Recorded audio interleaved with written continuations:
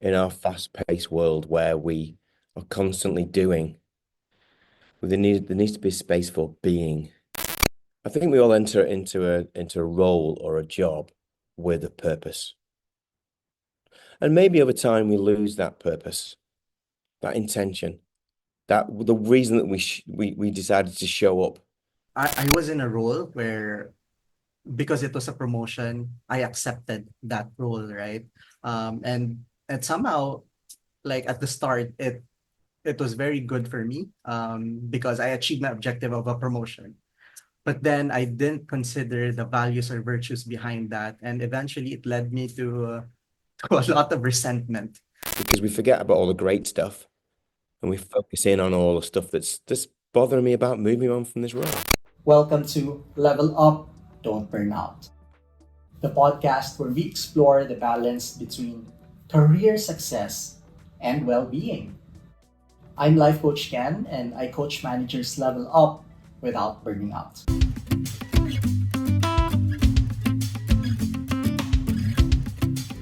Hi, this is Life Coach Ken, and this is Level Up, Don't Burn Out.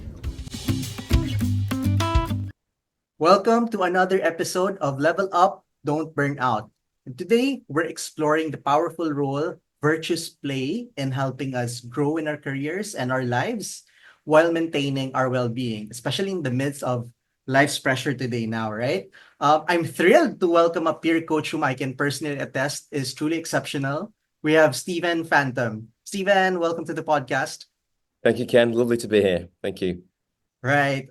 So for everyone listening or viewing this podcast, Stephen is an ICF Associate Certified Coach with years of experience in coaching and educating fellow educators, parents, teens, and men on their personal journeys. He's the founder of Coaching for Life and a key figure in the Coach Up SG movement. So Stephen brings an incredible perspective on how virtues can support us in leveling up without burning out. Stephen, it's an honor to have you here. I'm really excited to share what I've learned over the last 10 years with you, Ken, and your audience. So thank you very much for giving me the opportunity. Really appreciate it. It's my pleasure, and I'm really excited to also listen and learn from you, right? So to start off, Stephen, a little bit about your personal journey. Can you just share a bit about your journey? What led you to focus on virtues coaching? I joined SGI International in Singapore in Mm, 2011 and became aware of the Virtues project that was being used in the elementary school as a way of supporting elementary students into the right behaviors. And I thought it was really impressive. And I went down to the principal, and she said to me, "Hey, why don't you do the training for the Virtues Practitioner training, which is like a 3-day course?" And there's kind of 5 steps for Virtues Practitioner, and you just learn those. And I just thought, wow, this is incredible. This is great for the classroom. Um, so I've been using it in the classroom ever since in my music teaching in high school. But then I became a coach, and I quickly realized that these are an incredible coaching tool too. So they're not only a coach approach tool for schools, they're also like having a third coach in the room when you're with your client, and we're looking at values coaching. So yeah, that's where the virtues come into my coaching world at SGI International. wow, what a journey. It started with kids and high school students. It started in the classroom. And Mm. then you're absolutely correct because we as adults, we need to learn those virtues as well. And you're right about it being a third coach. But Stephen, in this podcast, we talk a lot about values. In the first few episodes, I discussed this with my other guests to go back to your values before deciding the path that you're in.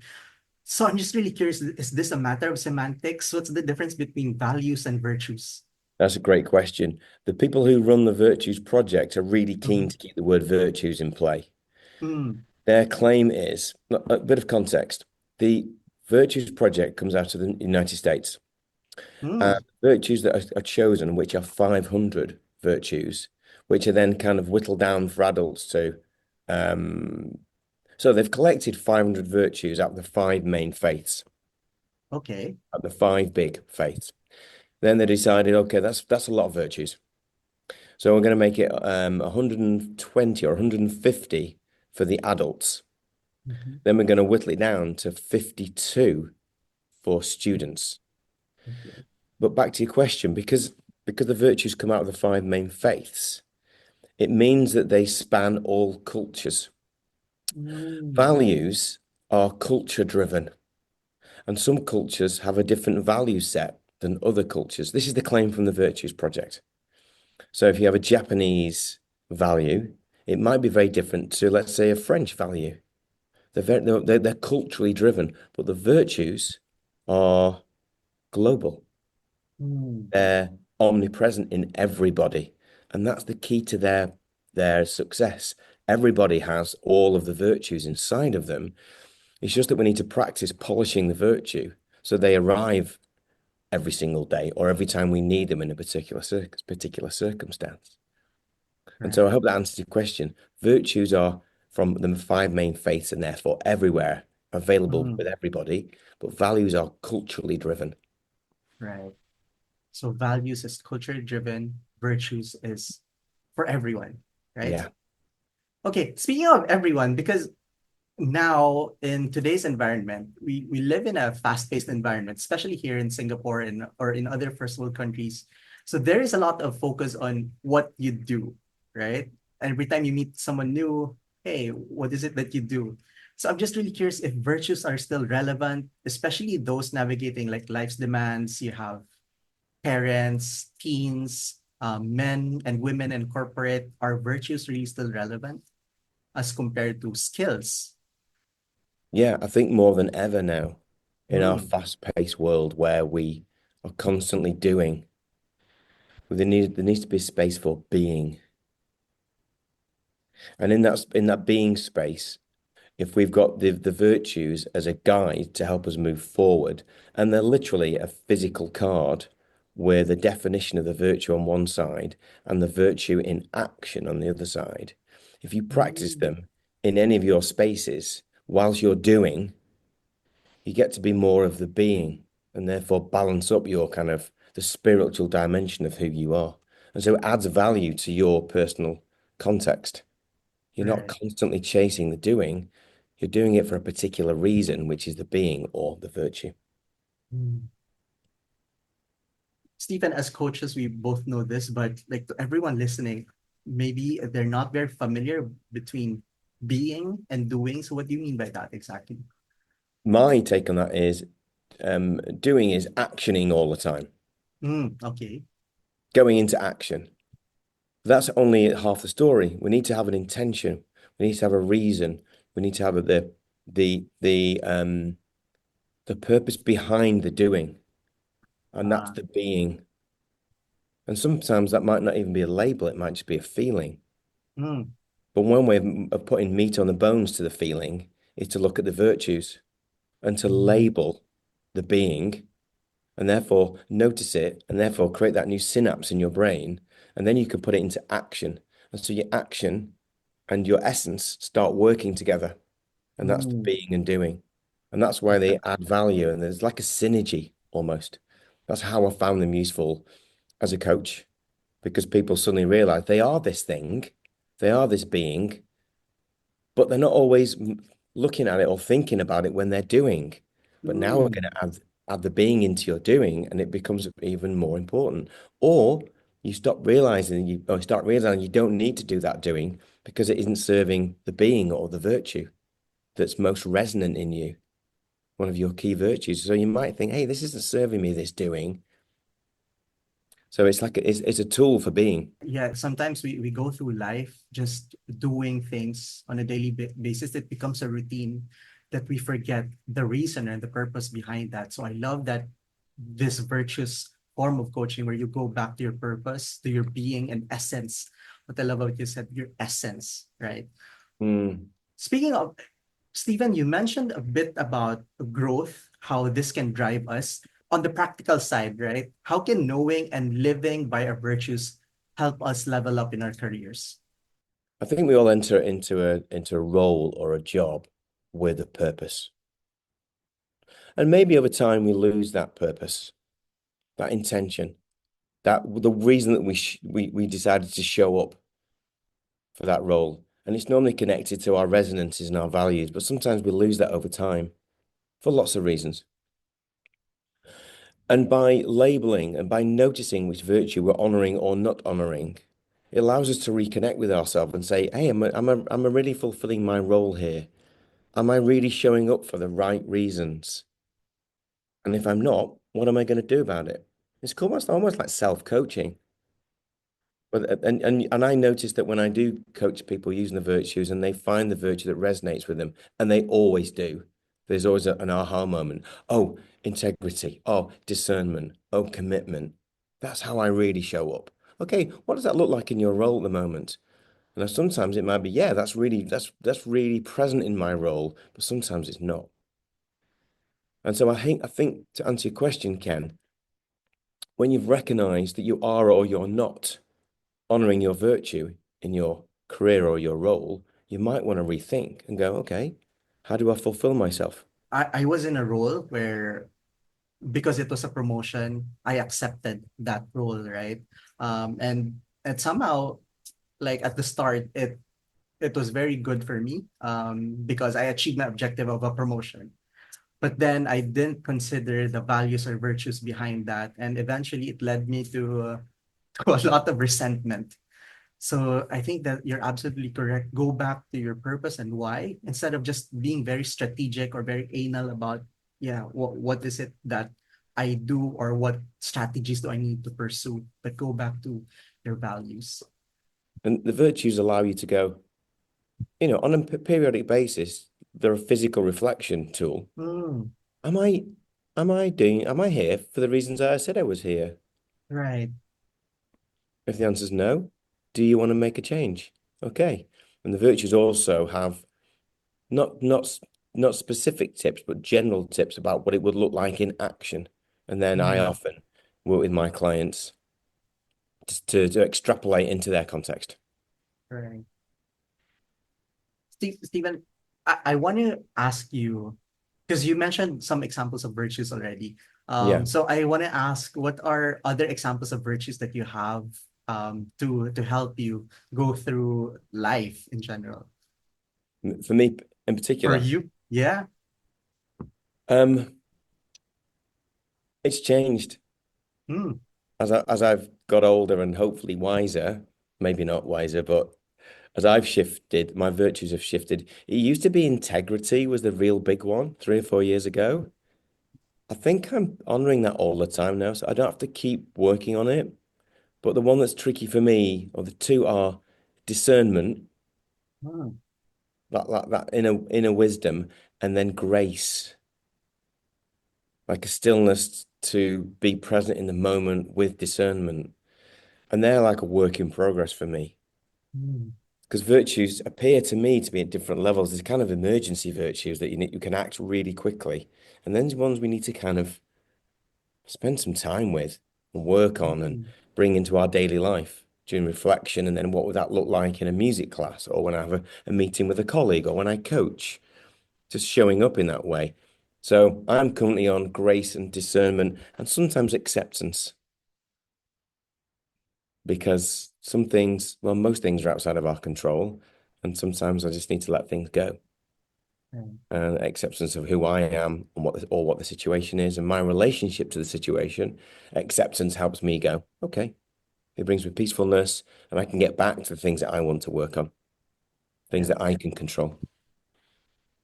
What I got from what you said is that there are levels to virtues.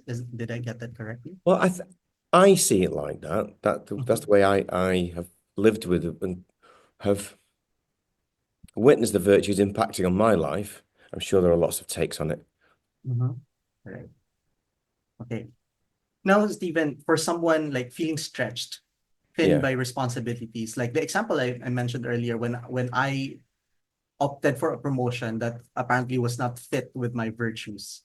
yeah. Someone who's very thin with responsibilities, which virtues do you find especially important for, helping people avoid that burnout?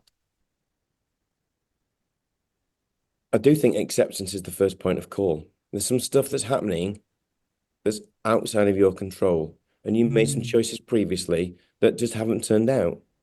And so you accept the moment and you just live with acceptance. And all of a sudden you'll find that a lot of pressure comes off your shoulders because you go, it's right now it's like this. Right. I had great intentions to go for this role, but it didn't work out, but that's okay. Because I'm not going to blame myself, my older self or my previous. Right.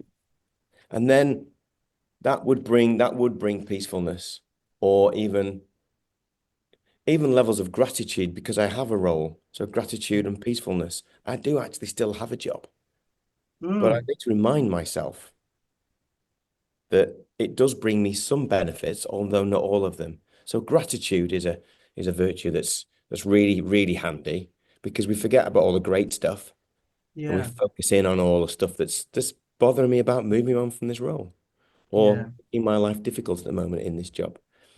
Then for me, I think it might be, because notice these layers are coming in. Then it Mhm. might be integrity or even Integrity. self-compassion. I don't need to beat myself up about this. I made a decision. I still love myself. I'm still me.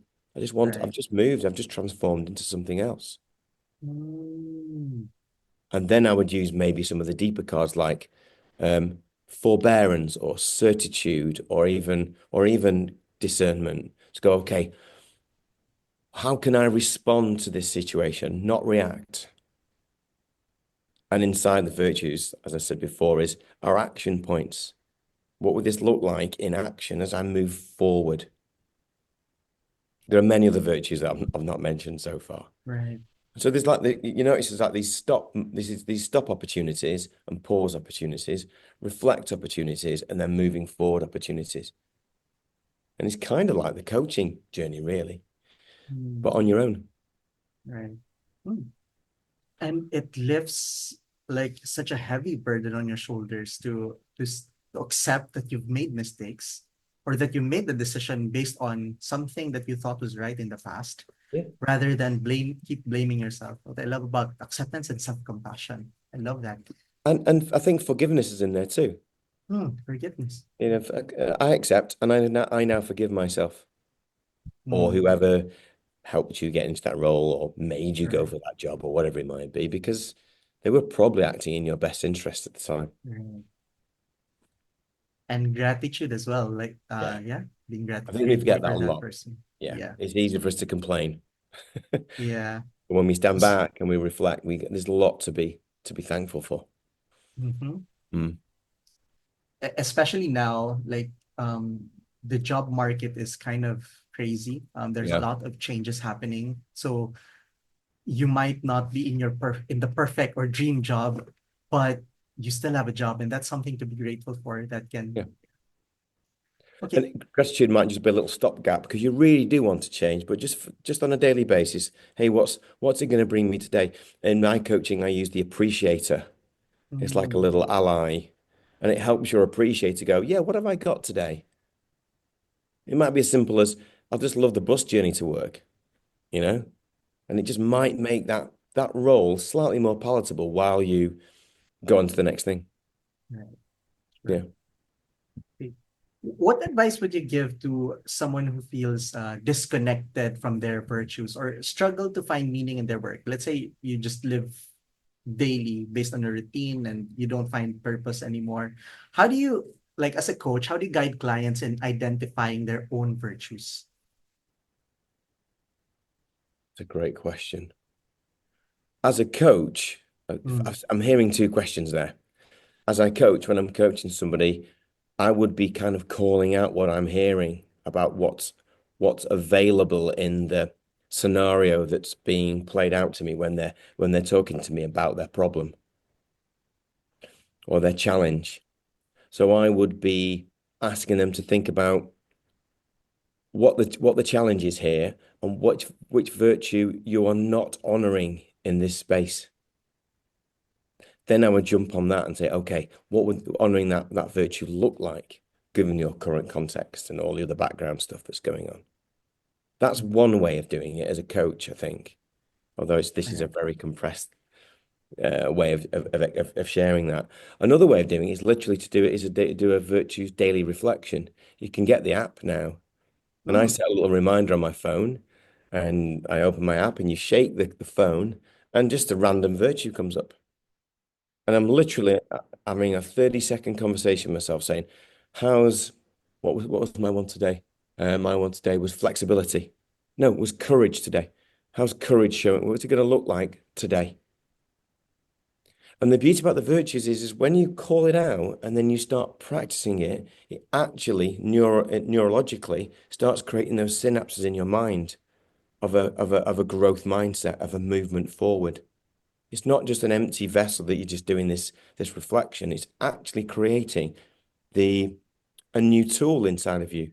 And the more you practice it and the more you polish it, it will become more present in your life and then will become a habit. So Right. courage becomes more alive inside of you. So I do the virtues cards. You can buy the physical cards online. There's Mhm. 120 physical cards, but I've got the app and I do a daily Okay. virtues reflection.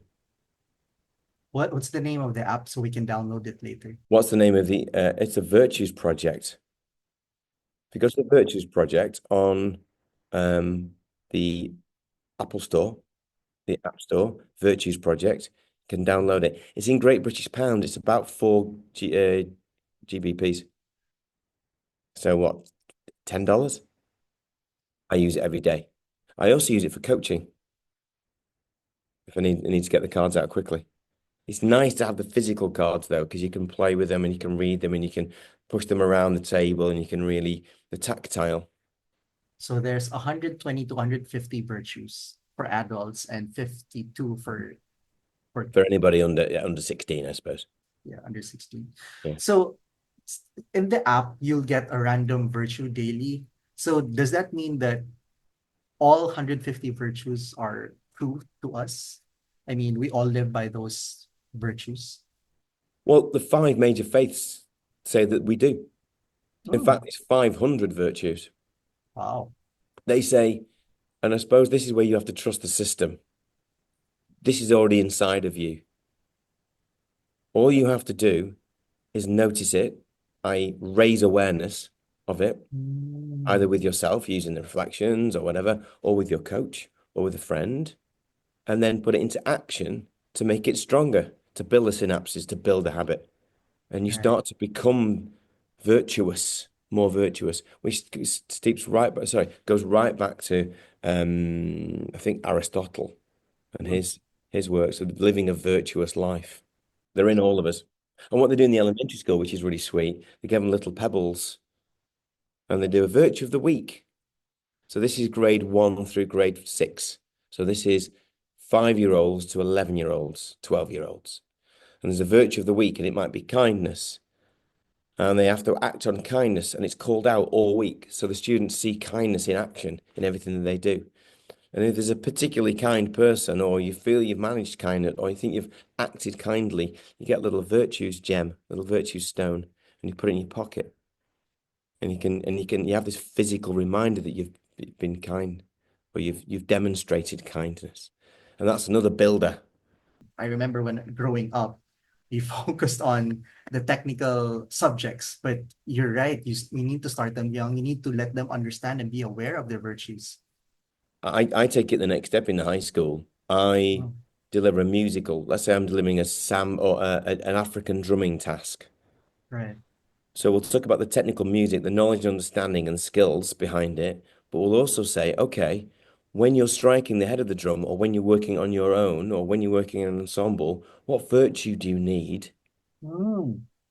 What virtue will serve you to do this task to the best of your ability?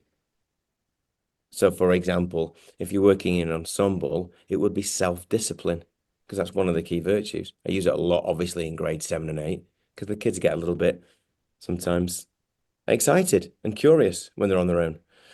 Mm. And so self-discipline's a big one. And what does that look like in action? And then they tell me. And then I say, how will I know that you've done that? And then they'll tell me.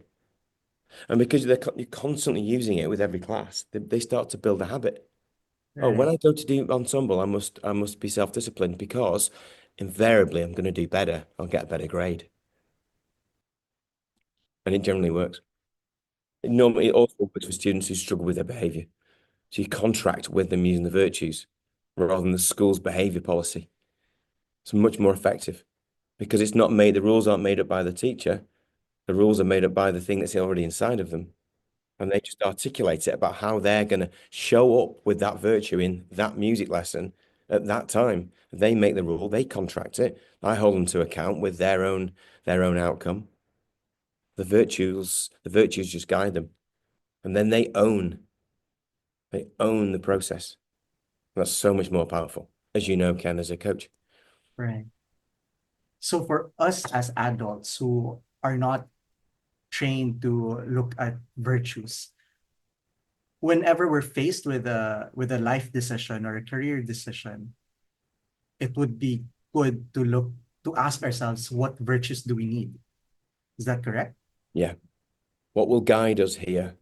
Mm, Because you were talking before, I think, when you talking about going for a new job, all of this strategic stuff, all this mm, cognitive thinking moment, but there's a moment for stillness and listening to your heart and your being and saying, well, how does this new move or this change resonate with the reason why I am here rather than the mm, strategic thing?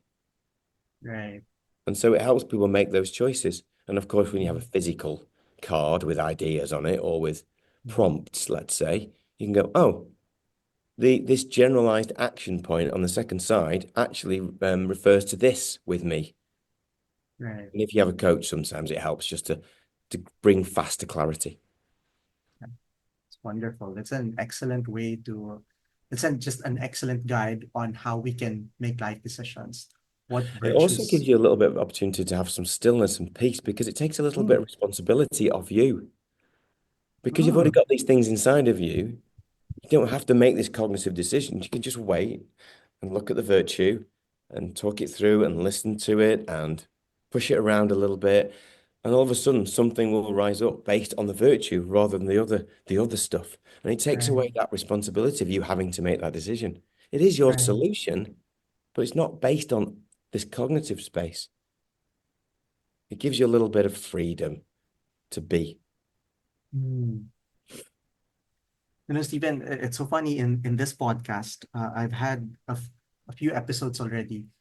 Every guest that I have will always mention something about stillness or taking a step back because we're too focused on doing, but a lot of the, but most of the time, some of the best decisions or best things that happen to us come from stillness. So yeah, just wanted to It's point that another out. thinking place, isn't it? But we're Yeah, so busy with all the noise around us that right. we don't allow, let's call it the virtues or what's available in the stillness to rise up, Right. to become louder. They're competing with the world, and we've learned to stop listening to them. And so the stillness, I think, allows you to start listening to the bigger picture. Mm, listening to the bigger picture. I love that. Stephen, since you mentioned it already earlier, I just like to point, well, in this podcast, I always like to point something unique with my guests. And because what I noticed is that most professionals, they have this professional career, right? But they're also passionate about something else. In your case, you're very passionate about music. You teach music, you're a great musician. From what I know, you're also passionate about running, right? In my case, aside from being a coach, I'm also an actor. Mm. So I'm just really curious if the virtues have something to do with that.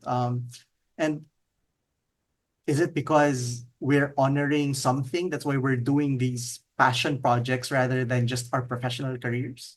Yeah. I think they're potentially more available to us when we're following our passion, the thing we really want to do. Mine's Mm-hmm. running.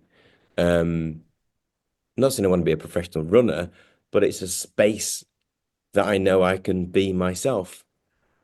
And when after 2, 3 years of running with headphones on, I realized that's really not what I want to be doing. I'm just going to listen to my body. And when I listened to my body, I started listening to my mind, and I could start slowing my mind down Mm. And all the kind of the chatter and the noise that we bring to our own self with our inner voices, that started to go away, and I could concentrate on thinking about what's important. And inside of Right. there might be the virtues, it might be other stuff. But what's important to me, what helps, what resonates with me? Why am I here? Why am I on the planet? What's my role? How can I add value? And for running, it allowed me to create the space to really explore the virtue. And so the passion projects and the virtues for me, so that it amplifies the outcome. You're not just running to get fit or lose weight or whatever it might be. You're actually running to get quieter internally. Or Mm. you're a performing musician, really just to slow down and stop and be in the moment, because it only really happens in the moment, all of these things. And if in there you can find a virtue or an essence or a being, then that's really why you go running, or why you do a saxophone solo, or why you compose a piano sonata. That's the reason for being in that present moment. And so the Mm. virtues for me amplify why I choose to be a runner. Love that, because I do have clients that say, I'm very passionate about this thing and I love doing that, but I don't have the time because I'm so busy with work. I have family that I need to take care of. But this is just a great reminder for us that pursuing these things actually help us and fuel us to do those other things that we do in life. Like, yeah, it gives you that quiet time, gives you that stillness to rise up, go back to your virtues. Yeah. So thank you for that, Stephen. Yeah. I think Okay. you come back from that activity just being a slightly better version of yourself. Hmm. And then that adds so much value to your family and your colleagues and Yeah. yourself.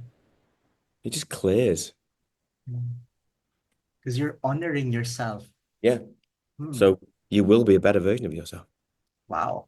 Okay. Kind of by definition, really. Just go running. Okay.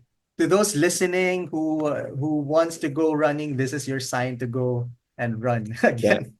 And it doesn't have to be far, and it doesn't have to be fast, and you'd have to wear a snazzy watch. Just put your running Right. shoes on. You can just do 1K, but then just listen to yourself. And Mhm. somewhere inside there will be a virtue that you want to work on, and it will Right. arise. How can I put this into action? And even if you've just spotted it, you'll Mhm. come back refreshed. Right. Yeah. So go sign up for that Sydney Marathon now. Yeah. This is me telling you to sign up for that Or Sydney Standard Marathon. Charter in Singapore. Oh, the Standard Chartered. Yeah, that's Yeah. upcoming. Okay. So in your experience, Stephen, and Coach of SG, how Yeah. do virtues help educators and leaders maintain their energy and passions, especially since they're guiding and educating others as well? That's a great question. I think it's still quite new, the virtue. So when I've done workshops Mhm. for Coach Up SG, which is our, coaching for education group. So we're on Coach Up 7 now. It's actually on the 23rd of November at SGI International. It's still quite new, the virtues. So to answer your question is quite hard, but when I run workshops, I get lots and lots of interest saying, how do you use this in the classroom? How does Mm. it What's the tool when you're in a meeting? How can I use it when I'm working with my leadership team? How can I use it when I'm doing a one-to-one discussion with my students? And so I connect with those people and I share my strategies. They're all just learnt strategies. Um, they're basically the coach approach. It's basically just listening, hearing a virtue, calling it out, and letting a student own it or a colleague own it. So to answer your question, it's still pretty new Mhm. in the Coach Up SG world. But as I keep working in that space and I do more and more workshops, Right. um, hopefully more and more people will come and sign up and see how we can use it. Well, speaking of workshops, if someone listening is interested in attending one of your workshops or be coached by you, how can they connect with you?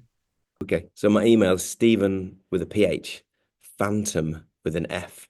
So Stephen Fantom Coaching at gmail.com, or find Stephen Fantom on LinkedIn and DM me. That's where you can find me at the moment because I'm a full-time music teacher. It's my main role.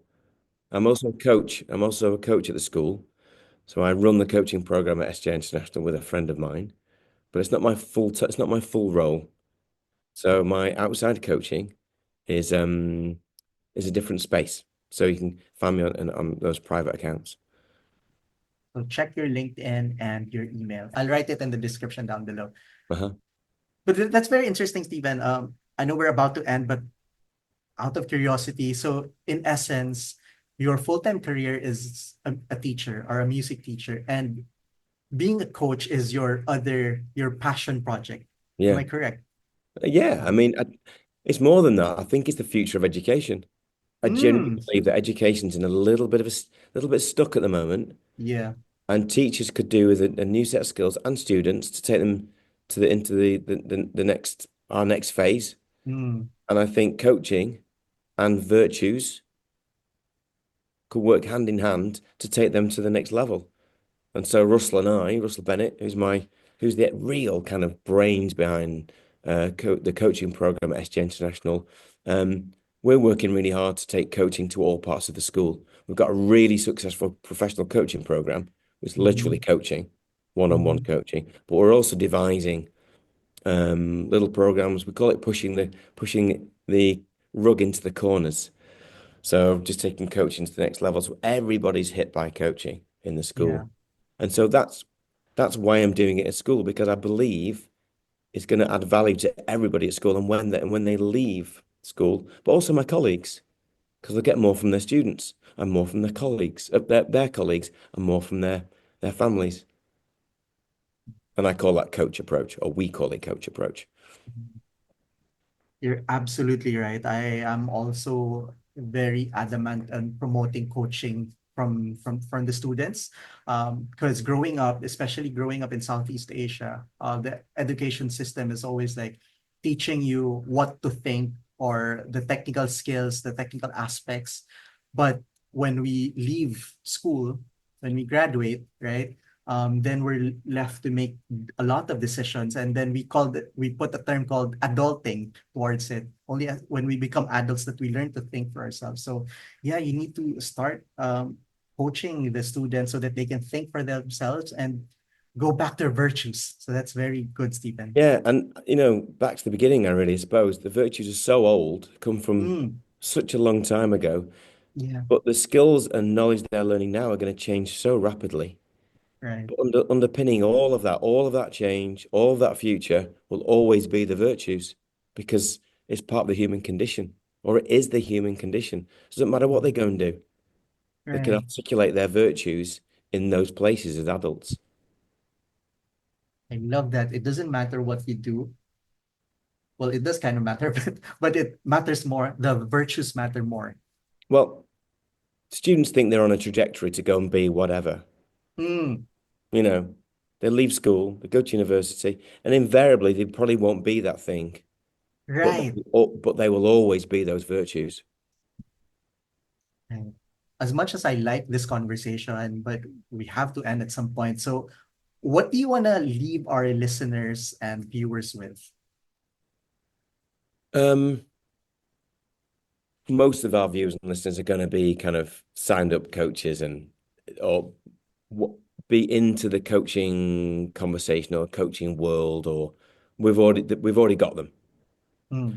But I challenge all of us to make a concerted effort to have a go at practicing our virtues every single day, and one piece at a time, ripple out the effects of virtue onto the people in our life. It might be through coaching. It might be when you're making a meal. It might be when you're with your wife. But every single day you practice a virtue, and then you see how it impacts the people around you. And I think that will bring us a more peaceful world. Peaceful world. Right. Thank you, Stephen. Thank you for this podcast. And to everyone listening, if you want to check out Stephen, his email and LinkedIn will be in the description. And tune in for more episodes of Level Up, Don't Burn Out.